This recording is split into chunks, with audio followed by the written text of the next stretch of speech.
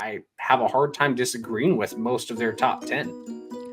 I really don't understand the SEMO at 6. I really don't get it.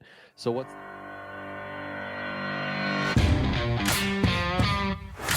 Welcome to the official podcast of FCS Fans Nation with your hosts Kyler Neal, Matthew Frazee, and Jamie Williams.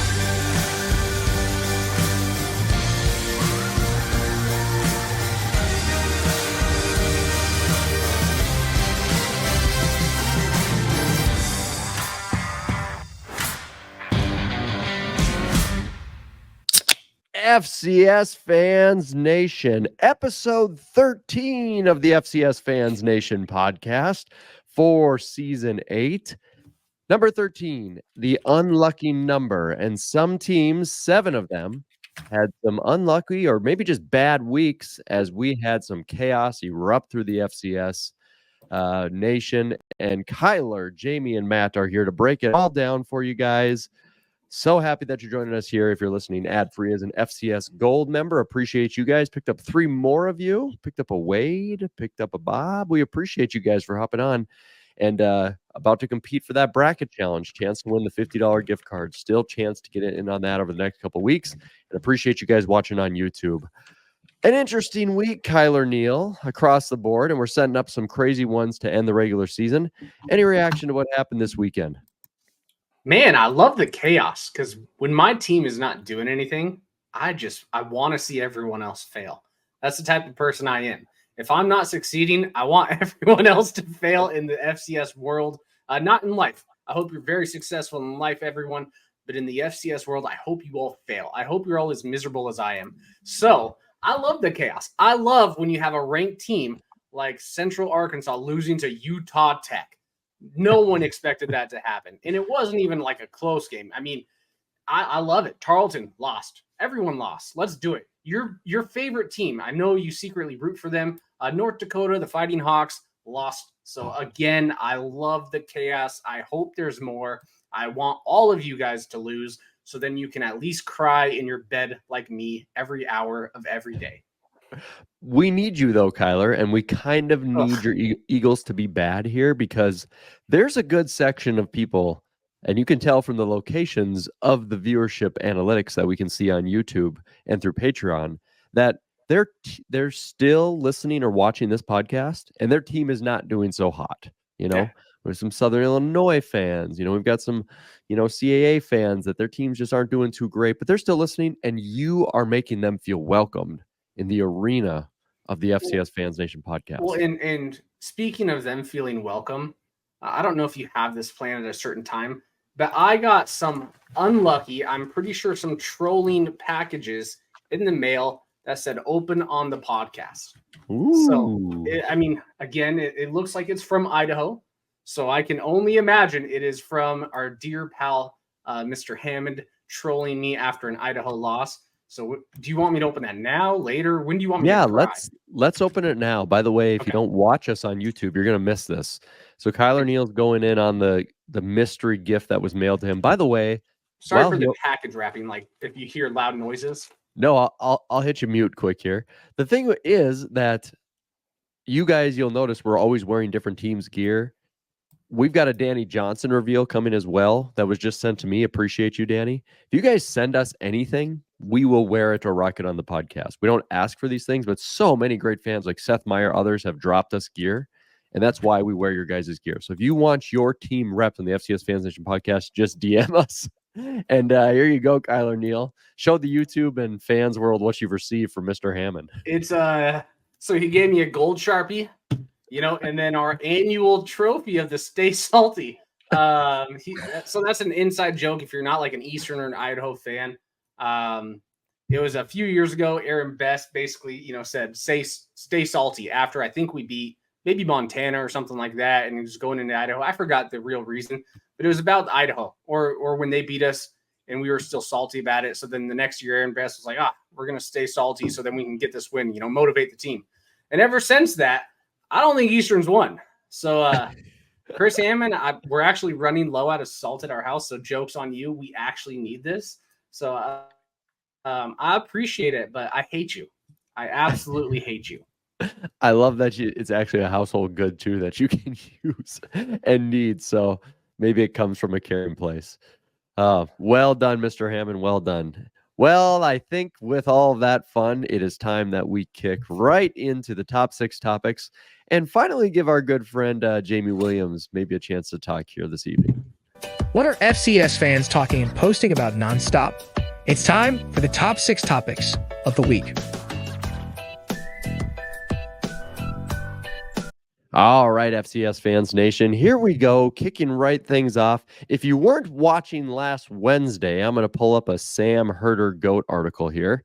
And here we have Mr. Herder's article on what the committee did last Wednesday, which was show us the top 10 rankings, where they would place teams if the season ended today.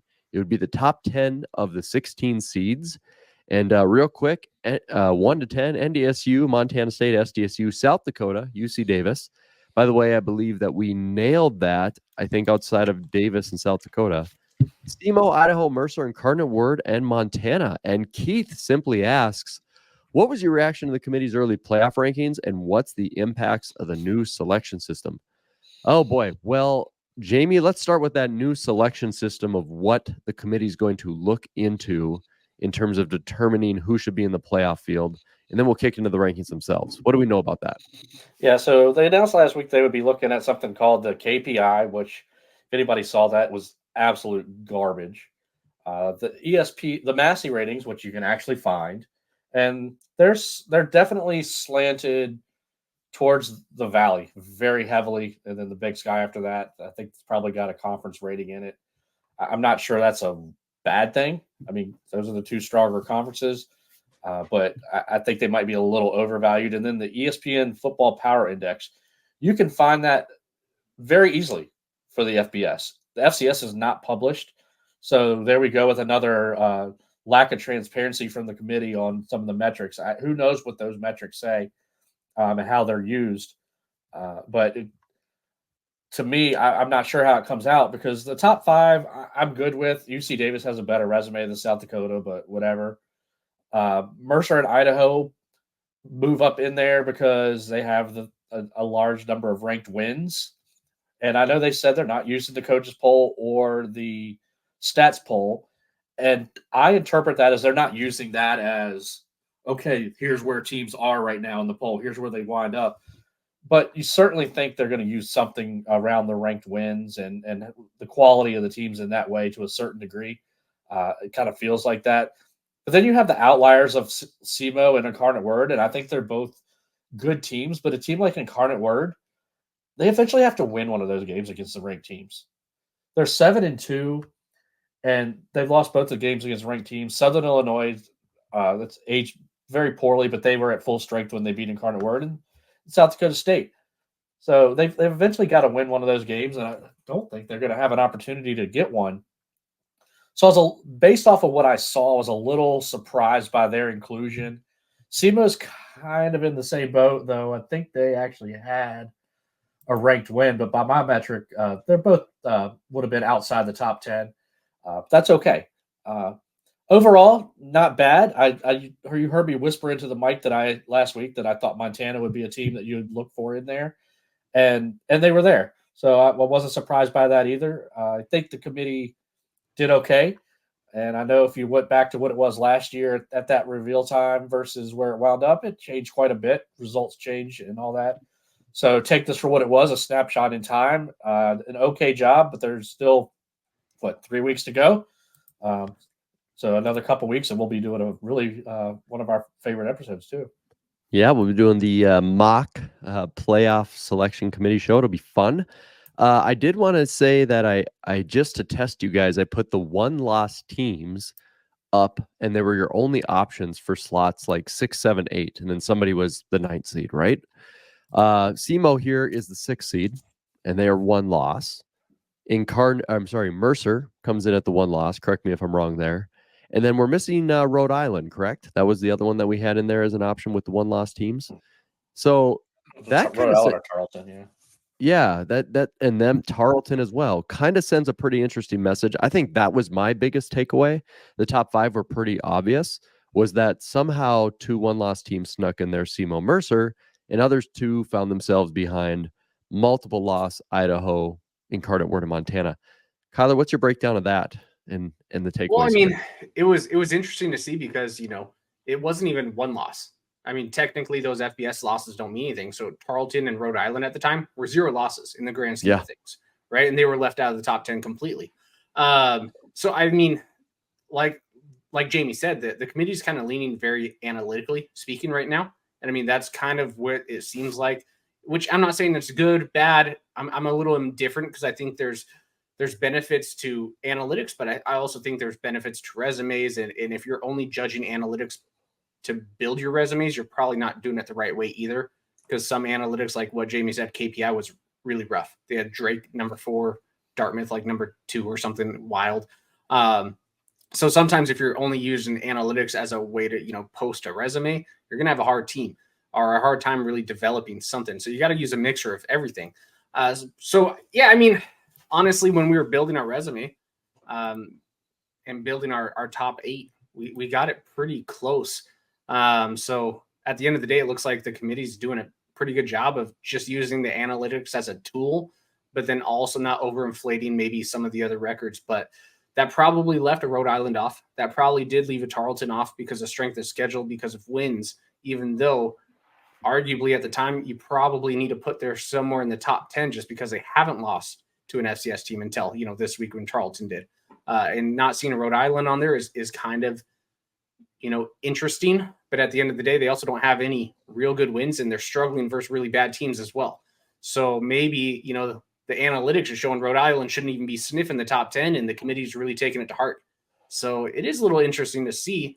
I'm glad they put South Dakota above UC Davis, even though we both said UC Davis probably will be above, but South Dakota would beat them head to head anyway. So I think they're really validating and almost doing like a power rankings on where they think teams truly are. And they're ranking it, in that grand scheme of things, instead of maybe even just looking off of resume, looking off of wins. They're using everything as tools, analytics, whatever, and then developing who they truly think are the top 10 best teams right now. And they place them in the order of that. And honestly, I have a hard time disagreeing with most of their top 10. I take a lot of, I really don't understand the SEMO at 6. I really don't get it. So what's the argument here? Is the argument, so we have, and sorry to pick on SEMO, you guys have been great. It's not like I have anything against you, but okay, so they lost their FBS game, which should have been a win, but it wasn't. So they lose that, right? Okay, Rhode Island and Tarleton also FBS loss. Okay, let's take that out. Then SEMO across the board. Is it the Southern Illinois win? And Southern Illinois is not a good team right now. The fact that they beat them with 2 scores. UT Martin, they beat them in overtime by 3 points. But they're going to be ranked. Well, I mean, I guess you could throw that up there, but then I have to make this argument. Mercer, if you take at the time ranked wins, and I'm not sure if they're caring about that because they don't care about the media polls anymore, and they don't care about the coaches' polls. Mercer allegedly would have had 3 wins. How is Mercer not up where SEMO is? Well, I think that's just the thing. Yeah, but that's what those wins are why Mercer's in there. Those wins are why Idaho's in there. There's no other way around it because Mercer's strength of schedule is terrible. And they got blown out by Samford. Right? Yeah, at least SEMO hasn't had a loss. They got 2 technically, either looking at it as a current ranked win or going to be a ranked win. There's at least 2 teams in that philosophy. They haven't lost anyone. And that Samford loss from Mercer is bad. That's 20, 30 points. I mean, that doesn't look good. I understand it doesn't look good, but I mean, SEMO beats Northwestern State by 19, beats Eastern Illinois by 11, beats Gardner-Webb by 6 points. That happened 4 days before. SEMO, great season, great this, but that one's weird to me. I think SEMO would be lower down. That's the only one I would take issue with, to be honest. Didn't we argue and put them in our 6? Didn't we put them in our 6 or 7? Yeah, I think we overruled Matt. I think we overruled Matt. Here's the thing, though. I will defend us a little bit here with the SEMO thing for us. I forced you to pick amongst the 1-loss teams, right? So I kind of forced you. No, we were going to put SEMO in there. Yeah, I could have seen Idaho or some of these other teams be up above SEMO. I don't know. But maybe that speaks to the power of the analytics and the shift away from the polls, because that's correct, right? They are not taking the polls in account for the rankings, or did I misread that? No, So they're not using the polls as part of Yeah. it, but you can't tell me that they're not using ranked wins to a certain degree. Maybe they aren't, but I think they have to be to a certain degree. Because I mean, a quality of win, and you can't just look at strength of schedule because Mercer's got a terrible schedule overall, but they beat the 4 ranked teams now that they played, so And it's a bunch of good and a bunch of junk. And to say they're not using the polls is probably pretty inaccurate, right? Because they're Yeah. going to use these polls as influence before they get in the room. They're just not allowed to basically bring in the polls to the room. It doesn't mean that they're not studying the polls. It doesn't mean they're not looking at them right before they get into that conference room and go, oh, this team's number 3 in the polls. It'd be very stupid if we put them at number 6 on our radar, right? So they're just not able to bring it into the room. But to say they're not using the polls, I think every single person in the committee is looking at every single poll and doing the studying. If they're doing the best job to try and put the best, 16 seeds in there, they better be looking at every single aspect. 100%. Yeah, it's going to be interesting to see what it looks like, if it adds more common sense or less. And we're going to get our own shot at it here in 2 weeks. So make sure that you join us live for the mock playoff special.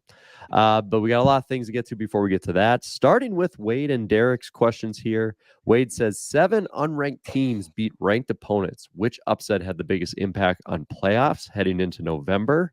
And Derek followed on with another question about the unranked wins. Despite the situation in the top 4 or 5, is the FCS tighter and more competitive as a whole than it's been in a long time? So a last week 7 upset question, along with a big picture question for you guys. Bouncing off the great Craig Haley, those 7 ranked teams that lost to unranked foes, if you guys are out of the loop: Tarleton State, who was number 7, Central Arkansas, number 11, went down. Number 15, North Dakota lost. Number 18, Chattanooga. 19, NC Central. 22nd, Dartmouth. And ETSU, who is 25th, also loses. Who gets the most impact moving into November and Selection Sunday? How do you feel about those ones, Kyler? What's honestly outside of maybe Dartmouth, all of them are pretty dang impactful, and they're impactful for different reasons, right? You have NCCU pretty much playing themselves out of the Celebration Bowl unless SC State can lose a few, right? And then their resume is probably not strong enough to get in the playoffs. So that loss probably just screwed NCCU out of a postseason, right? Then you're looking at Tarleton, who's hoping for a seed, right? That was their goal, to be a seed. But now I don't think they can probably earn a seed back. They weren't even in the committee's top 10, and then you lose. So now you're going to be on the road most likely. Maybe you can slide and be a 16 and maybe get 1 round game at home. But other than that, you're probably on the road. So that's pretty dang impactful. Then you have basically, Central Arkansas, who's now going to fight for their lives. They have to win out if they want a shot. Then you got, Chattanooga. They probably have to win out if they want a shot. You have North Dakota, probably has to win out if they want a shot. And they still have to play Illinois State left. So, I mean, this was not the time where you wanted to lose. There's a lot of playoff basically capabilities on the line here. And I think most of these teams, because they each have an impactful game left, right? Tarleton plays Central Arkansas. That could be a playoff eliminator game at the end of the ACU. And ACU, right? So that's not an easy end of the schedule. That's your toughest stretch. So, all of this outside of Dartmouth, pretty dang impactful. Dartmouth still, tied at the top of the Ivy League with Harvard now. But other than that, and Tennessee State probably just played themselves out of a playoff spot, right? Because they were on the cusp. They were receiving top 25, or they were top 25? They were 25th. 25th, yeah, last week. So now they're out, right? So they're completely out of the playoffs unless some crazy more chaos happens.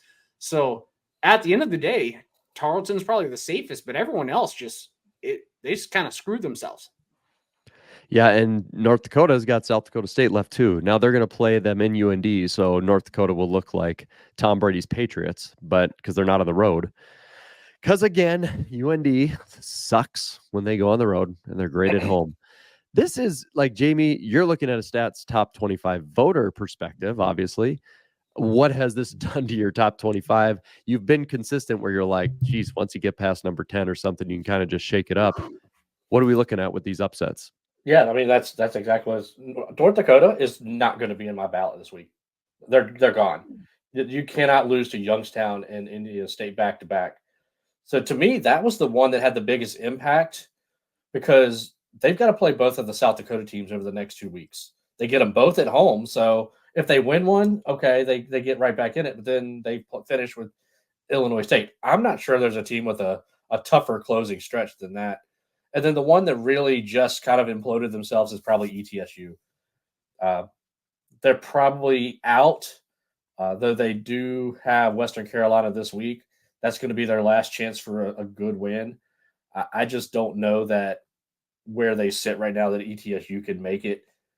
So the SoCon looks like it's heading again towards cannibalizing itself into two bids, which looks like Mercer and one other. So we'll between Chattanooga, between ETSU and Western Carolina, we'll see. I guess Western Carolina is probably in the driver's seat between those three for the next bid. But it all matters how they finish because they all lose to weird teams. In North Dakota, yeah, they're in some big trouble. Central Arkansas. Hello, Nathan Brown. There you are. That's what I've been thinking. That's what I've been saying for years.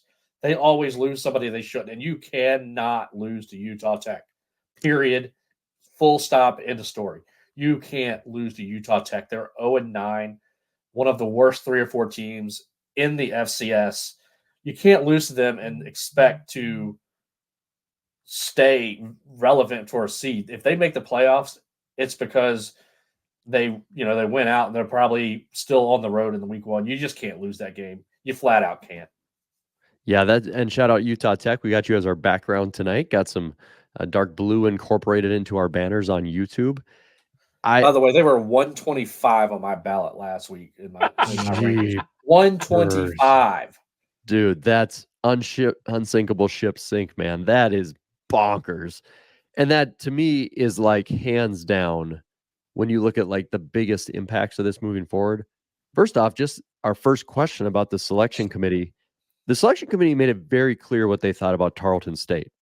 Okay, Tarleton State hasn't lost to anybody in the FCS. They have 1 FBS loss. We're not even going to rank you top 10. You think you're getting a seed now? No way. Even being number 7, they might drop to 14 or 15 in the polls. They will not be seeded. If that committee didn't even make them sniff top 10, I don't see how they get a seed at the end of the day. And Central Arkansas, oof. You know that meme, just the oof? We've been talking about that running game, the talent, and everything about them. I just can't believe that loss happened. So that incredibly impactful.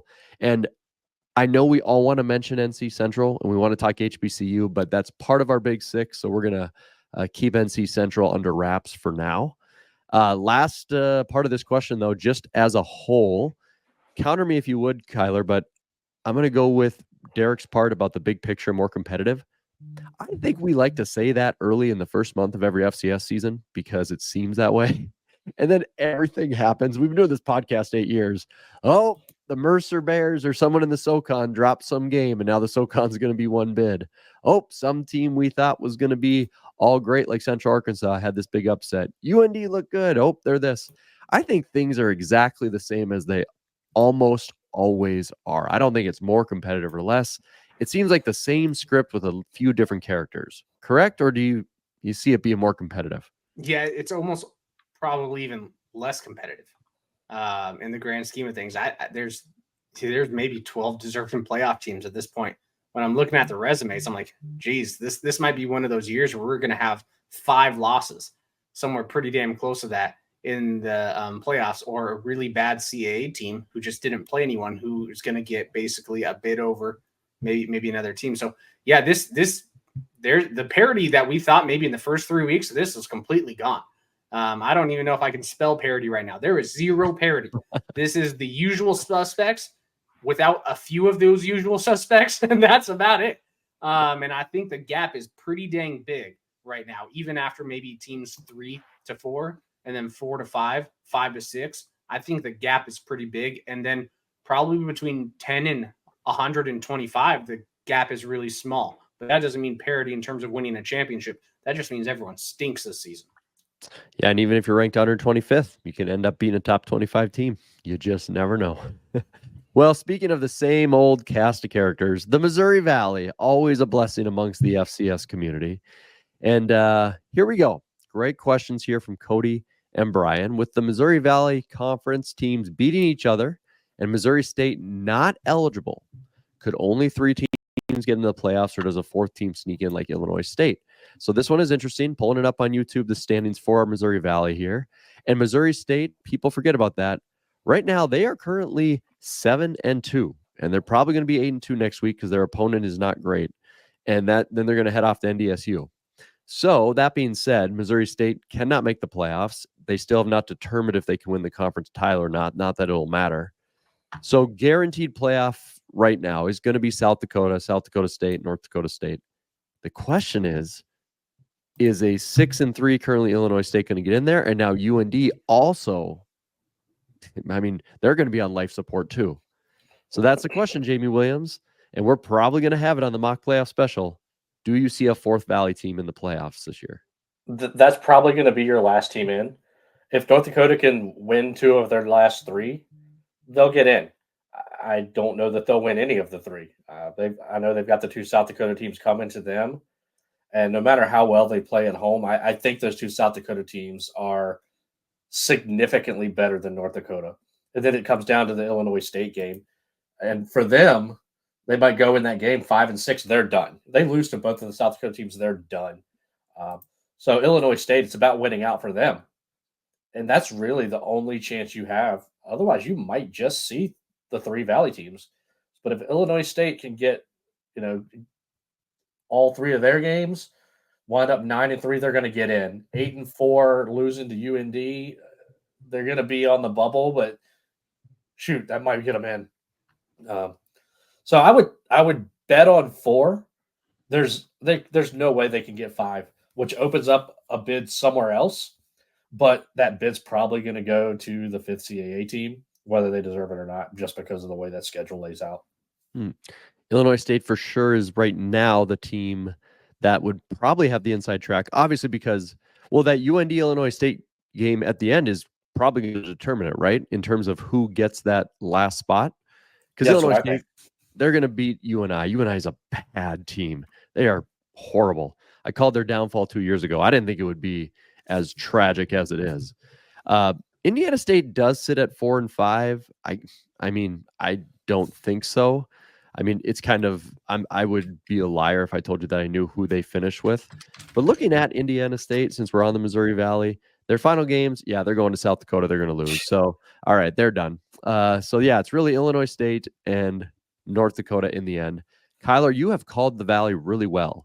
Very top-heavy, top teams, national title contenders, a lot of junk on the bottom. What do you see, though, for a possibility of a 4th team? I think I might have called it not very well this year. I was like, hey, from top to bottom, they're by far the best. And I think it's a big gap between 1 and 2. And now you're looking at it, and the question is real. And are they only going to get 3 bids? I mean, I think it's safe to assume the CA and Big Sky are both getting 4, as long as everything plays part. Now you have Illinois State, right? If they went out, they're 100% in. And I think most likely, if you ask me today, they're probably going to be a lock for 4 teams. Illinois State has a pretty favorable schedule that, moves forward. They're having a struggling North Dakota at home. So that's going to help Indiana State. I mean, Indiana State, I think, already kind of played themselves out when they lost to Eastern Illinois.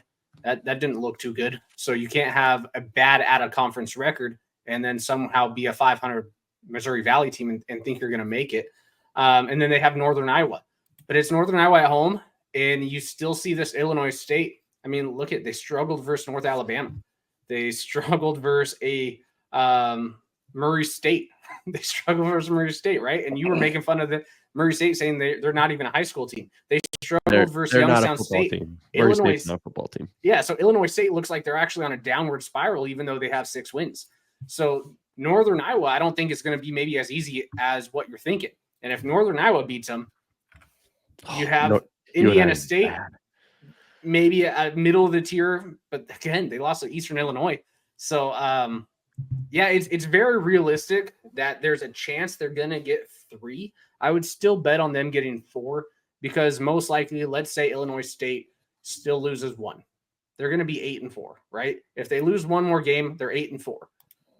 You're probably going to take them over maybe another 8-4 SoCon team, potentially. You're going to probably take them, I don't know, because they wouldn't have any good wins now. Because by the time they play North Dakota won't be ranked. They're going to probably get shellacked by both Dakota teams. So, Kyler, here, let me give this to you. Here, I'll help. You got to make the call. Illinois State's going to win their next 2 games. They're cakewalks. And then they're going to lose to UND. So they're going to be 8-4. Okay. UND is going to beat South Dakota at home, get murdered by South Dakota State at home, bad loss, but then beat Illinois State at the end to finish 7-5. Does the Valley get 5 playoff teams if South Dakota, NDSU, SJSU are in? 8-4 Illinois State, 7-5 UND with those sort of playouts. Is it a 5-bid league? That could end up being a 5-bid league just because North Dakota has that win over Montana. So that will still look good. In the out-of-conference scheme of things, that looks good. But there's a realistic chance because Illinois State didn't play some of the top teams that maybe they would just put North Dakota in over Illinois State, even with one less win. Mm-hmm. I mean, that's a reality if they're playing strength of schedule and analytics. Yeah, that scenario you presented is the only way to get 5. Yeah, have a shot at 5. Otherwise, it might come down to that winner of that last game. I just think both the South Dakota teams are so much better than North Dakota right now. Even going to the Alaris Center, I get they're 5-0 there, and they're a completely different team. But those South Dakota teams are very complete teams right now. It's going to be really fun to see how it plays out. I'm getting more and more hyped for the mock playoff special as every week goes by. We'll see how the Valley fares. The Rev. Here you go. People want playoff scenarios, guys. He says if SFA, Tarleton, and UCA all end up at 9 wins, who gets the at-larges? Woo-hoo, fun one. Okay, Jamie Williams, you're rocking the purple. There's a lot of purple in that question, literally across the board of all the teams. So of these purple teams, who gets in at-larges or multiple in this scenario? Well, I think the easy answer, if they all get to 9 wins, the easy answer is Tarleton gets in because they're going to pick up a win over a ranked team between either Central Arkansas or Abilene Christian. I expect both to be ranked at the time that they play. I believe they play West Georgia this week. Should be an easy win. But then again, Central Arkansas just lost to Utah Tech. So Tarleton probably at 9 wins is in. Central Arkansas, if they get to 9 wins, that means they've got to win out, which would have them beating Tarleton. So let's say Tarleton beats West Georgia and Abilene and loses to Central Arkansas. I think Central Arkansas will make it at 9 wins. SFA, I think they've got to win out to get there, but they're going to be 9-3 if they get there. And they'll have beaten Abilene, and they'll have beaten Incarnate Word. So where you might see the spot open is Abilene would lose to a couple of those teams, although they did beat Central Arkansas. I think Tarleton is probably the most lock at 9 wins there. If you're looking at strength of schedule, Massey, SFA's in the 80s, so that might be the thing that keeps them out, a la McNeese State a few years ago when they were 9-2 or whatever it was. But SFA should easily beat Commerce this week. And then they're going to have to beat Incarnate Word. They're going to have to beat Abilene Christian. They cannot lose again if they want to make it. If they win all 3, they got a really good shot. But then again, it depends on how it all plays out. I think with a couple of good wins there, SFA might play themselves into the field, despite Colby Carthel. Yeah, SFA really could have used that 1-point loss on October 19th to Southeastern Louisiana. That would have been huge for them. But honestly, finishing with 9 wins, and then I think an Incarnate Word win would speak huge volumes for their opportunity to maybe get into the field. The committee ranked Incarnate Word in the top 10 already, and ACU would be a solid win at the end. They get both those games at home, so they better keep their foot on the gas, not have this upcoming week against Commerce be something that they just overlook. And then I think they control their own destiny a little bit. I certainly do. Kyler, we just talked about 5 Missouri Valley bids. What about these 3? So this one becomes pretty interesting because SFA also has a win against North American, right? They avoided their Montana State game and put in North American.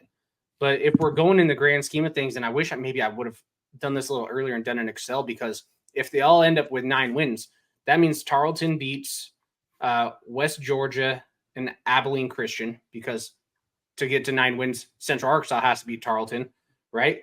And then you have SFA. Wait, who would SFA beat? SFA would beat Commerce, Incarnate Word, and Abilene APU. Christian. Yeah. So now there's like multiple ties to even get the auto bid. Who gets the auto bid in that scenario? Incarnate Word still would only have one conference loss. Yeah, So I for think sure. it would No, be- Incarnate Word would still technically, but I'm talking about the UAC. Oh, with the UAC, Tarleton would win it. ACU, Tarleton. I think so. Yeah, if we're talking, because both of in our Tarleton would have 2 scenario, losses. in with our the scenario, loss to both of Central those Arkansas. teams. Yeah. So Central Arkansas actually probably would have it. The Rev is sitting back laughing, being Yeah. like, I've never had these guys more tongue-tied. Right? Because is a Tarleton good has the question. win over. So it's a 3-way tie with ACU, Tarleton, and Central Arkansas, right?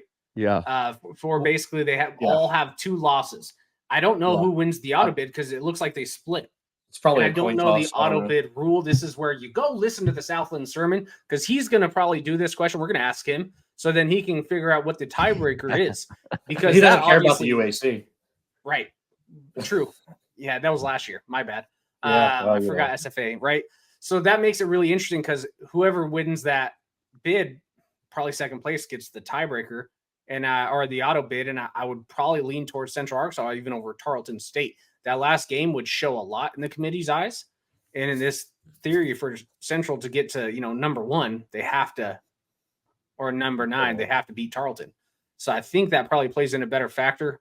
I don't know what the strength of schedules are. I assume after this loss, oh man, never mind, because this loss was so bad from Central Arkansas. I don't know, let's man. see. Let's just give it to Tarleton's at SFA. 43. Let's just give it to SFA, but I don't think they could because that North American. That's going to be crazy because now they'll have only 8 wins. That's only 8 wins. Yeah, In an 11-game season, sure. In a 12-game season, when you don't win your conference title because Incarnate Word will, and you play North American, man. yeah, that's it's a long putt. How about no one? How about no one? How about a 6 Valley team? Yeah. Jeez. None of them. I'm gonna None of them. lean. I think I'll agree with Jamie. I think probably still Tarleton. Yeah, it's Yeah, going to be. you're right. It depends on how that auto bid falls out. I don't know how it falls. Because all Yep. 3 they're going to round robin. Because you're They're right. gonna 'cause round robin. And they all Abilene have Christian, bad losses. Yeah, Abilene Christian. One of their losses would be SFA. Would it which just be is total tough. record? Because then if it's total Maybe. record, probably Tarleton. Yeah, maybe. I assure the listening audience that on our live special in 2 weeks, where we mock the playoff, we will have many more details down to ensure all scenarios are covered. That was a good one, Rev, and it's gonna be fun to play out. I'm not envious of the committee whatsoever. Speaking of the committee, our final probably committee-based question of the top 6 topics of the week. The Rev comes in hot again. He has like 5 questions on here, and they're all outstanding. With the Eagles, NCCU losing, if they win out, do they get in the FCS playoffs as an at-large? The question here really is, we are dealing with the classic scenario of our great HBCU universities where they have good quality teams that will not win the SWAC and they won't win the MEAC and they will not be going to the Celebration Bowl. So then they can accept and should accept their invitation to the playoffs. And NCCU loses a very close game, I believe 3-point game this weekend. And now at the standing, South Carolina State takes the lead in that conference. Small conference, but I'm going to pull it up here on YouTube. Jamie, there was a little bit of messaging back and forth between the Rev and us before we even got to this question. What do you think? NC Central going to be playoff worthy if they are unable to go to the Celebration Bowl? Not at all. No, I thought I had to do some research. I took one look at it. No way. Sorry. I mean, yeah. So what? They'll get to 9-3, but there's not going to be any quality there. They're missing an extra game. They only get 8 wins. 8. Yeah. So that's right. They're an 11 gamer, aren't they? And one of them's And one of D1. them's probably somebody bad. So yeah, there's zero chance. Yeah. I just looked at their record and their strength of schedule. I didn't even look at who they had played or who's coming up. There's no chance. It just won't happen. I don't see any path for them to the playoffs. And they're not that FAMU team for a few years ago that was really just whipping people. They're not the Central team, even from last year, that was really playing well and just messed up against Howard and deserved a playoff. They're just not there. that game was final was the 3 points. They came storming back. South Carolina State dominated that game and looked really good. By the way, Eric Phoenix for South Carolina State, give him a shout. Excellent player. The Elon loss is really bad earlier in the season. And yeah, there's just not a lot of the quality win stuff there. Now, with a week like this last week, with the upsets from teams from 125 spots back, 2 more weeks of absolute fallout. No possibility, Kyler. No possibility. No, they screwed themselves over 3 different times. 1, losing to Elon and getting blown out by Elon, right? That's not a good look. 2, scheduling VA Lynchburg. Okay. So now that's a sub D1. And then 3, only playing 11-game season in a 12-game format. Like you could have filled out 1 more game. So now you kind of screwed yourself over. You're at 7 wins. Realistically, 7 wins in a 12-season format. I don't think the chaos, if you have tons of chaos, I think they're done. Also, this is going to be a take that, I'm probably going to get hated on, and hopefully you guys don't mind. Sometimes it's fun to do this. I think it's a disservice pretty much until now and forever. If there's a Celebration Bowl played, I don't think we should be sending the second best team from the MEAC in, depending on what the record is.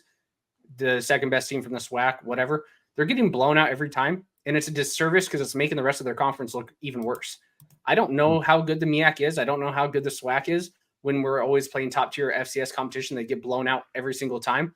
So until we're getting the best team from that conference, these conferences should be treated as a 1-bid league. And unfortunately, the 2 best teams participate in the Celebration Bowl, and I love it. I love watching it every single year, and I understand why they do it. But it's a disservice to say they're anything more than a 1-bid league when we keep sending the second-place team in there, and they're getting blown out by 50 points in the playoffs. So I actually just don't want to see it, even though the fan bases would be awesome. The TV, everything would be better if the Ivy League and the SWAC and MEAC, played in the FCS playoffs. But if they have the Celebration Bowl and the 2 best teams aren't represented, it's a disservice to their conference because it's not looking good and it's making it almost digress in the grand scheme of things. So I don't want to see it even if they didn't play VA Lynchburg and even if they beat Elon, because Elon's not good. So, but the difference is they got smoked by Elon. They play 1 less game and they played VA Lynchburg. So there's a 0% chance, unfortunately. If they get in, it's not deserving. I'll say that. It's not a ridiculous argument because it would be like taking most leagues that are typically 1-bid leagues and then saying, yeah, we're going to take the second team of traditionally a 1-bid league. And everybody's like, what?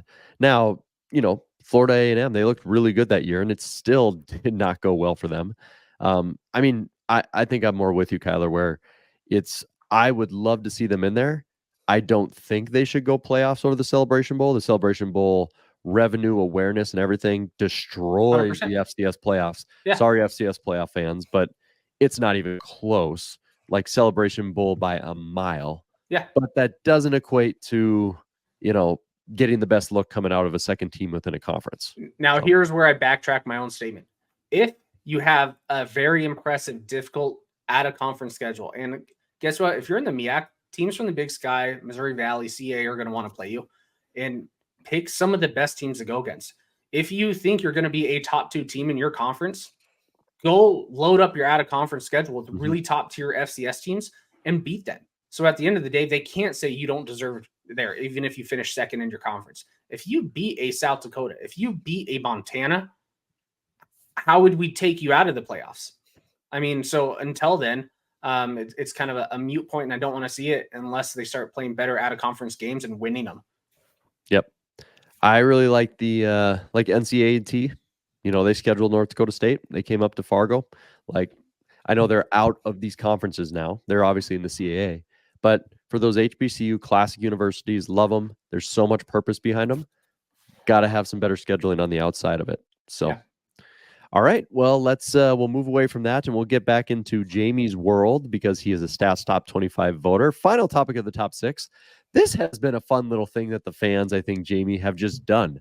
I got one question 3 weeks ago about Walter Payton. I got one question about Buck Buchanan last week. And Mr. Tim Rask finishes our top 6 with the Eddie Robinson Award. So, as is tradition here in November, give us your front runners right now for the Eddie Robinson Award, the Coach of the Year, my man. Yeah, I've got three names that are to me heads and shoulders above everybody else. I know we'll vote for five in the end, and we'll see who the rest of them are.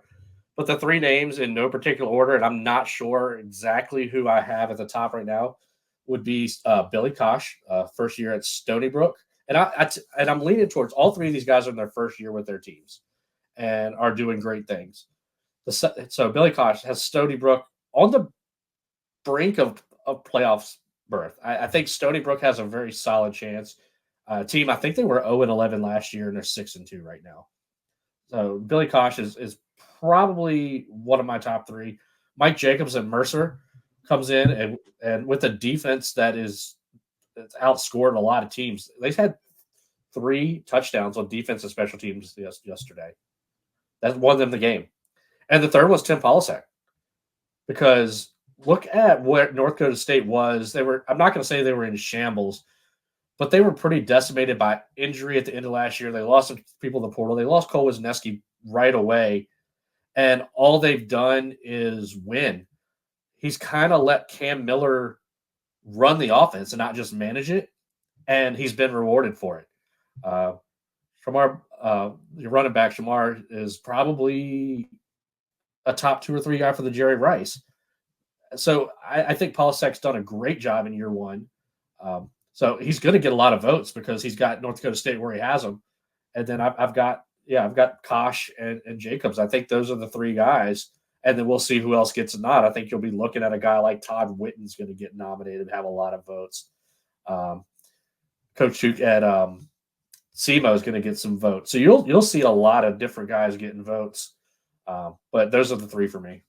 And Jamie, Tyler, you got anybody else? Yeah, absolutely. But Matt, what were you going to ask him real quick? Jamie, quick wrap-up question just for fans and honestly myself. I forget every year. Jerry Rice, Buck Buchanan, Eddie Robinson, will you guys vote before the playoffs or you vote throughout it? Okay. Yeah, they'll be due like that Wednesday, like that day right before Thanksgiving. So we'll have 3 or 4 days to really assess it, but they're due before the playoffs start, which is good. It's a regular season award. It's not a full season award. So I like it. So yeah, that's when they'll be due. Yeah, I think you're going to have Eddie Robinson and I think there's going to be 2 teams that it's going to be a coin toss for Eddie Robinson and for the Walter Payton. And I bet Kyler's going to bring both of those teams up. Jamie mentioned one of them with Tim Polisek and NDSU. But what do you think, Kyler? What do you got? I think I'm going to ruin your whole take because neither of them are going to be on mine and how I personally would vote. As at the end of the day, most likely what you're going to say, one of them is going to win. But I'm viewing this question on who would I vote for today. Because I don't know what other chaos is going to happen, right? And that can completely change. So right now, I would probably look at these 2 people, and I personally view this coach of the year, Eddie Robinson, on like, what have you done? What did you have to take over? What did you have to build? I hate giving it to an NDSU and Montana State when they're 2 of the top 3 most resourced teams out there. I think they're taking over well-oiled machines and doing what they're supposed to do. They should always be at the top of the FCS. So I like a Tim Plouffe, right? First year at UC Davis, right now undefeated versus the FCS. Right now, a top 4 team nationally ranked. UC Davis wasn't like that last year. They've never been like that. 1 year in 2018, they were a top 8 seed. Other than that, they haven't done it. The other one I wanted to reach out to was Jim Fleming from Rhode Island. And again, the reason is, and again, he's been there almost 10 years, 11 years, 12 years. I don't know, but he took over Rhode Island when they were like the worst. A 1-win team, 2-win team regularly for his first 4 seasons. Now, they probably should have fired him, but instead they played the long game. And every single year after the first 4, he's kind of improved. And now, right now, I get the schedule isn't what it is. They didn't put him in the top 10 undefeated versus the FCS. He's looking like he could potentially win the CA. And if he's undefeated versus the FCS, wins a CA, you're probably going to put them in the top 8 seed, even though they weren't this last week. So that's kind of what I'm looking for when I'm voting for these coaches. Because again, I don't love the well-oiled machine. You can throw Matt in there as a coach, and NDSU is still probably going to win 7 games. You throw Jamie in there, they're probably still going to win 9, right? Oh, what so the heck? At the end of the day, and yeah, Jamie's worth 2 more wins than you, Matt. What on earth? Well, you would coach with emotion for NDSU. I would just call it.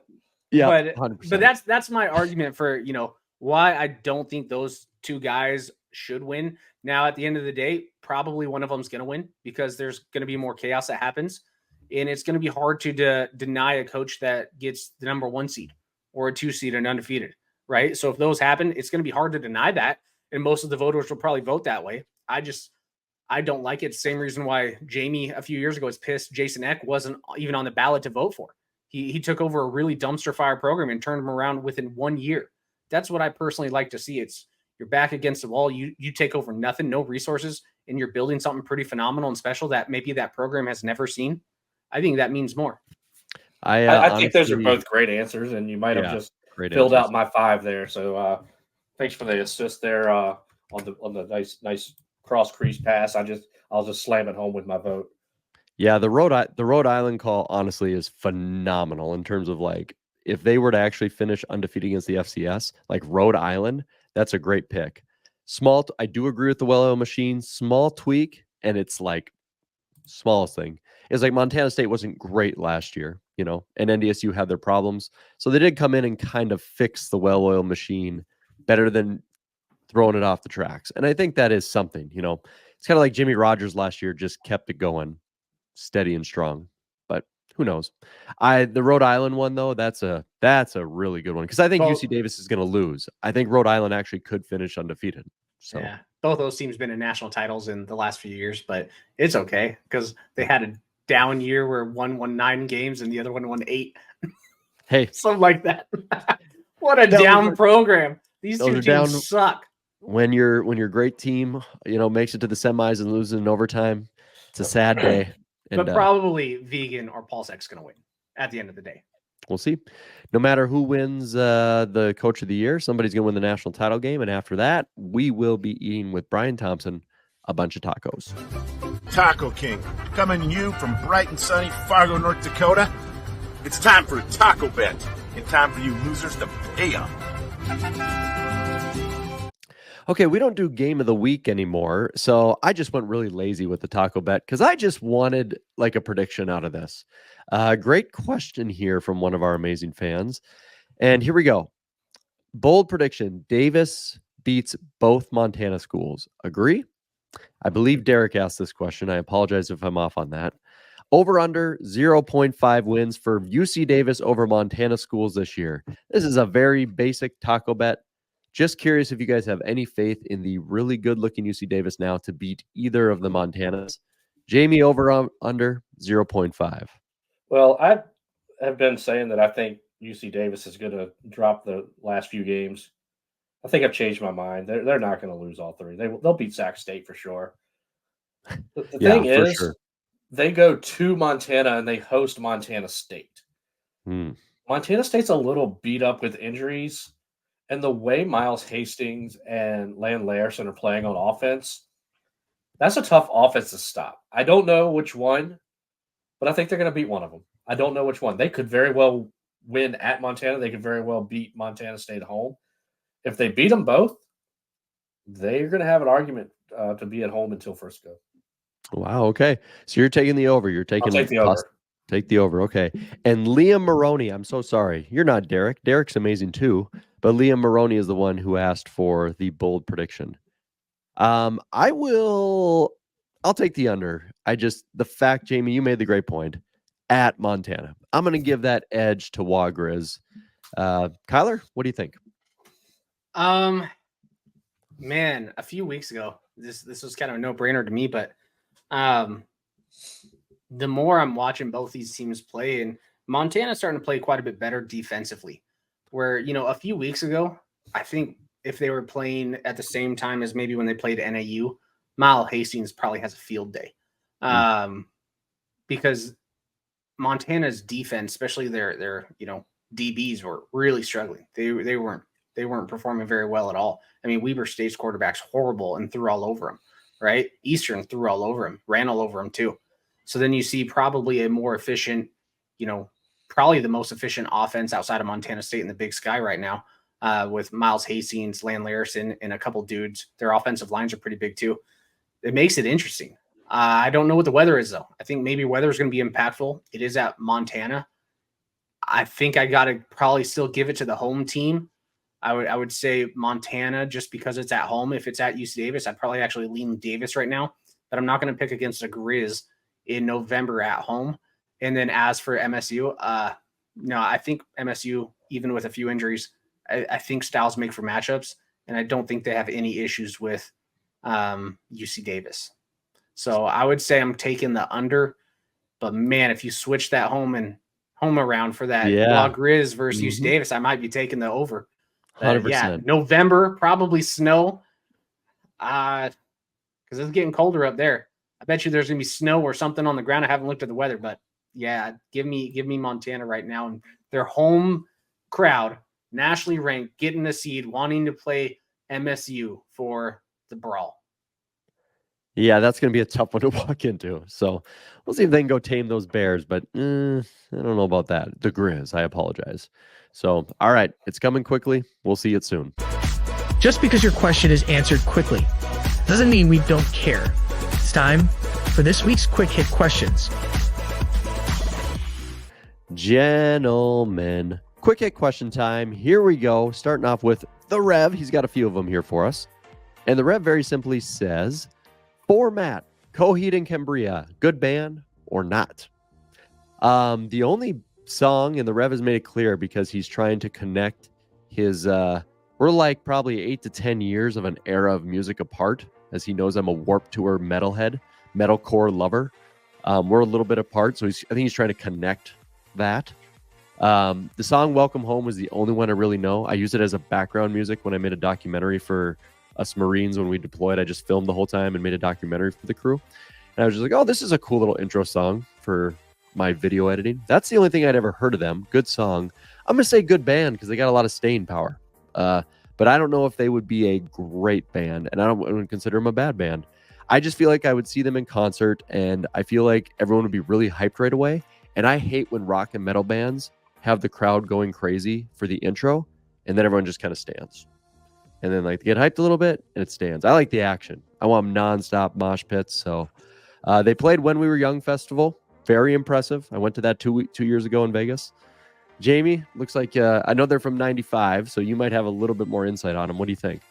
Well, I was like, when the question came, I was like, who the hell is that? So Kyler gave me homework and said, listen to 2 of the songs before the podcast. So I listened to 2. I listened to Welcome Home, and I listened to, what was the other one? The Suffering. Welcome Home was cool. I like that song. Yeah. I like that little intro, like guitar riff. That was cool. The other one, The Suffering, did not like that one very much. I just thought that was kind of lame. Thought it was a lame song. But, you know, it was solid. Welcome Home was solid. Probably not a type of band I'm going to listen to. I like some, you know, metal type music, but they're not for me. Yeah, it's for me, they're that middle ground where people are like, you've got to love them. And I'm like, I like it a little bit more intense. So, all right, Rev, keep those coming for me. Kyler Elliott says, who's going to pop off? Who's going to lock for a big win? And who's going to drop a big game? I think looking into next week, what should we expect, Kyler Neal, from that? I'd love to throw it in unless you have an answer. Throwing in. You know what? I think Mark Gronowski's due. And I think at UND, I think against, you know, the running backs have been popping off big runs. He's been getting a lot of assists this year. He has not played great. 7 interceptions on the season. I think he's due to go up into UND and maybe not have a huge game, but maybe have 3 touchdowns, you know, 1 on the ground, 2 in the air, that just in an electric environment takes SDSU to the victory up in North Dakota. So I like Mark Gronowski to show the world who he is again. So Kyler, here's a good one for you. With another road loss, is Bubba done at UND? Been around a long time. His contract goes through 2027. What do you think for the hockey school? Yeah, I don't know if he's done, right? I don't know who else you're going to bring up there. It is a hockey school. It's one of the rare FCS teams where, you know, they're taking hockey more seriously than any other sport. Mm-hmm. So, no, they have a good home record. Attendance is decent. They're a good top 35 type of program every single year. I don't think it's done yet, but man, it probably puts him on the hot seat every road loss he has from here on the next maybe season. So I think he's fine. Yeah, I think the culture at UND keeps him safe. He beat NDSU in the last 2 years. and he gets to play against NDSU the next 2 seasons because NDSU goes to Grand Forks 2 years in a row. And that school is all about hockey. Absolutely 100,000%. They will call for somebody's head about the hockey program, but if the football team is good enough, I don't think they're losing any money. It's all about the hockey team, 100%, and it always will be.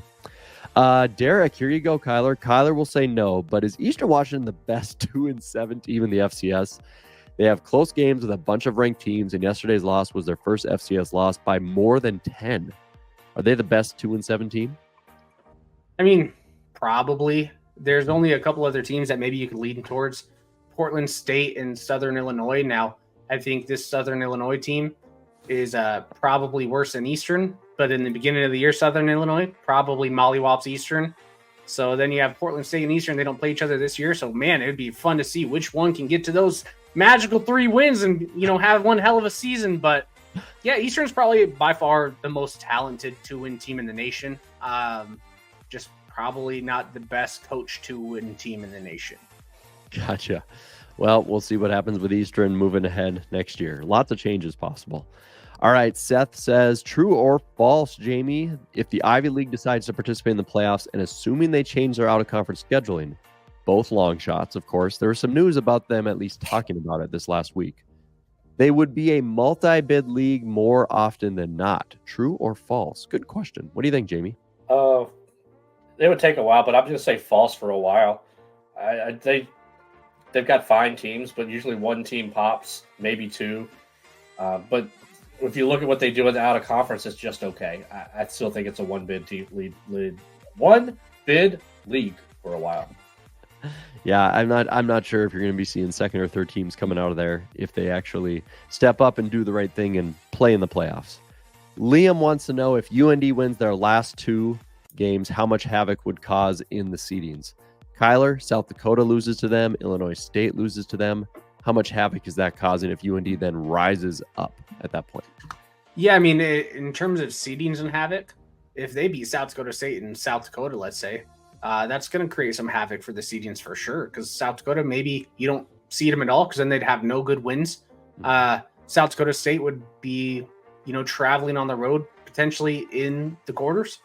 Definitely in the semis, right? But in the quarters, probably going to be traveling on the road too if they lose. So, yeah, it would create some havoc. Let's do it. Yeah, just for fun. Let's see what happens. Get on it, Fighting Hawks. Jeepers. Not going to happen, but it is what it is. You never know. All right, these last 3, let's go around the horn on all of them. I think they're fun. Kyler Elliott comes back. Are you for or against non-traditional colored turf? If so, what's your favorite non-traditional field color in college football? And would you like to see another color exist? I'm not a traditionalist for things where the main point is to throw a ball to other people like we're on a playground.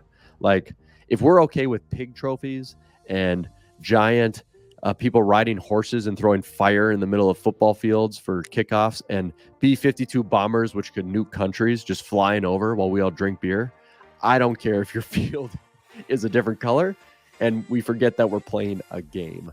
Jamie, what do you think? No, I like the different field colors. I like Eastern Washington even more once I saw it in person. I thought that was cool. I will say I hate Coastal Carolina's teal because Coastal Carolina's trash and their field is trash. But I think the worst is that hideous grayish hue that Eastern Michigan has. But I like the Inferno. I know a lot of people don't. I think it looks cool. I actually like the blue of Boise. But yeah, I think it's fun to do something to differentiate your team and your school. It gets people talking. It's cool. I'm for it. Cool. One more thing. I love it live. I hate it in NCAA football. I hate playing on it or with it. Kyler, what do you think about the colored fields? Yeah, I think the color fields would be really stupid if you were just painting real grass. Because then it'd be like, what's the purpose? You got grass. But at the end of the day, everyone has turf. All turf is colored. So it doesn't. What are you talking about? Green is a colored turf. Ooh, so at the end of the day, everyone has colored turf if you have turf. Wow. So, but no, I mean, if teams like it, schools like it, my school, I didn't like the first week that they installed it. I was like, it's a little gimmicky, but it grew on me. And now I absolutely love it. And I don't want anything else unless we did a black turf with red end zones. I think that'd be sweet. But other than that, yeah, do whatever you want. It's your school. Be Dude. unique. Kyler, I'm going to quote tweet 7,000 people over the next 10 years. And just when they complain about any colored turf, and I'm just going to quote tweet and say, all turf is colored. And All turf's colored, my friend. that is wow, what a good point. All right, guys, Derek, this is actually Derek's question. If you could change one thing about the way the selection committee works, what would it be? What a question. Kyler, thoughts? One thing. One thing Can't pick two. they would change the whole committee and actually just have the most knowledgeable media outlets do it. So Put not the have Zachs the in there, committee, Sam's. have Zach, Sam, Jamie Williams, Ken, all these guys. I think they would Kevin? actually do Go a better. Kevin. Yeah, Kevin, not Ken. I was thinking of our one of our event managers, but yeah, Kevin. And I think these people probably pay more attention to the FCS than a couple ADs and a couple coaches from specific schools. So, yeah. Cool. Jamie, what do you think? Transparency. It's too cloaked. We have no idea what the ESPN FPI looks like. Transparency. Tell us what you're looking at. You don't have to justify every single stinking pick, but at least tell us what you're looking at so we can kind of justify it and understand and make your argument, so to speak. Because with us not knowing what some of this looks like, we can question it, because we talked about it in the first question. It's like you question SEMO. I question Incarnate Word. I wonder how Mercer gets in there despite certain attributes. I want transparency. And I'm very, you know me, I want transparency in everything. I want all 65 voters to be transparent with their vote. But it hadn't happened. I'm all for transparency. Transparency equals integrity. Absolutely. Mine's might be irrelevant because they don't use they're not going to use the top 25 as much, but I would have loved if maybe 2 points, it's worth 2 points. If you beat Southern Illinois when they're ranked top 25, it's worth half a point. And that win gets you another, 1.5. You can make this up. It gets you another 1.5 points if Southern Illinois is ranked at the time of the selection. Does that make sense? So like a ranked win at the time, nice work. You got 0.5.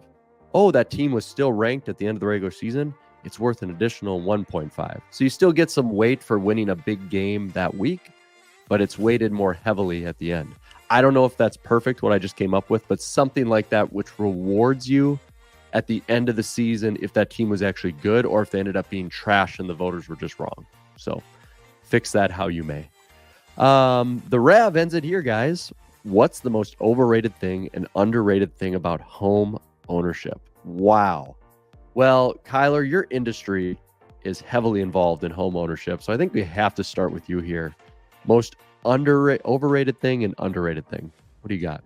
Most overrated thing is, how expensive it can be if you get something that you want to fix up, or appliance breaks down, or you need to make your home more energy efficient. It can get pretty dang pricey. The most properly rated, or the best thing about owning a home, is every single home I've owned. This is my third. I'm 36. The return on investment has been phenomenal, right? So at the end of the day, I'm not throwing away money. Sure, sometimes if I have to go get a new pool pump, like I might have to in the next few seasons, that's going to feel like it's going to throw away some money. But at the end of the day, when you're renting, that is literally throwing away money. I have always made it to where it seems like at least when I get paid, when I sell my house, it's like at least those 2 years, worst case scenario of rent is gone. Because it pretty much always takes care of at least that. So return on investment, but also this investment is expensive sometimes. So. A little bit of ROI. Jamie Williams, what do you think? Yeah, actually, Kyler had both of my answers. So I'm going to come up with something different. Most overrated things in HOA. There's some benefits to it, but God, sometimes they can be nitpicky. Underrated is just honestly I don't know. It sounds hokey, but it's like something that's yours to come home to every night. That it's yours. You're responsible for it. You worked hard for that. So it's that. So those are my two. I would say I'm heavily invested in Dave Ramsey. So I won't go too far off on this in terms of how much I think a home is valuable. But that being said, the most overrated thing I think honestly is just like the things when people purchase a house, like what you're going to do within the walls matters. I like the generic corny side and just like it's a house, but like these actions, who you love makes it a home. Like that's honestly it. A lot of people think I should spend more to maybe have more garage space or this extra small thing. And those things do matter maybe on the day-to-day, but it's what you're going to do within the walls with your spouse, with your kids. So I would say the more overrated thing is overthinking what you think you need in comparison to what you'll do within the home. So, and underrated thing about home ownership, simple as Kyler. People don't understand in terms of the wealth building ability that it can do when you play that down the line. So, all right, well, you got some good financial advice out there in terms of going to buy a home. And that does bring us to the end of the FCS Fans Nation podcast for the week, episode 13. A little unlucky with Kyler's mic cutting out. Besides that, we got through it just fine. And we really appreciate you guys, of course, being part of this journey. The YouTube growth continues to jump for subscribers. Despite our page being private and like us going psycho mean on anyone who does personal attacks, we really ramped it back up. For the people we've had to remove, the numbers are going way, way, way up. So thank you again for joining us on Facebook, following us on Twitter. And then FCS Gold is so clutch, guys. And we're already coming up with more ideas to make that a better experience for you guys for 99 cents a month. Link is in the YouTube description below if you want to become a member. And join us for the Bracket Challenge for a chance to win a $50 gift card. Shout out to Kyler for running the Pick'em Challenge, which will have a $50 gift card winner for that as well. And just overall, guys, we're in the final few weeks. Playoffs are among us. I will plug it again. We are going live in 2 weeks where we will pretend to be the committee and do the mock playoff special. The week after that, we will be live with mimosas to be able to celebrate the selection show. You can watch it live with us through StreamYard on YouTube, on Facebook. So make sure that you are subscribed everywhere to us. That being said, the shameless plugs are done. Kyler Neal, with your salted wounds, take us out, my man. I hate Chris Hammond. I hope bad things happen to you, your program, everything about your state, your fake mountains. It's not cool. Your potatoes aren't as good as Washington's. I'm just saying it. Grant County is the best county for potatoes. So your own state's motto sucks. Other than that, man, this was a fun weekend of chaos, and I hope it continues.